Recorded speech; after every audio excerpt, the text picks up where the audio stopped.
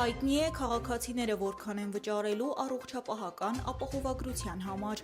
Առողջապահության նախարար Անահիտ Ավանեսյանը ներկայացրել է առողջապահության համապարփակ ապահովագրության համակարգի մասին նախագծերը։ Նրա խոսքով 200-ից 500 հազար դրամ ստացող անձինք պետք է վճարեն տարեկան 129,600 դրամ, որը ամսական կազմում է 10,800 դրամ և վճարումը կատարվելու է ամսական կտրվածքով։ Հաջորդը ֆիզիկական հայտարարագրման համակարգի շրջանակում սոցիալական կրեդիտների հետ վերադարձն է,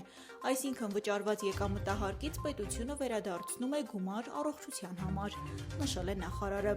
Ըստ նրա 500 հազարից 1 միլիոն դրամ աշխատավարձ ստացողները վճարելու են 8500 դրամ, իսկ 1 միլիոն դրամ ստացողները ևս շարունակելու են վճարել 15,000 դրամ։ Նախարարի խոսքով նախատեսվում է համընդհանուր ապահովագրության համակարգը ներդնել 3 տարվա ընթացքում։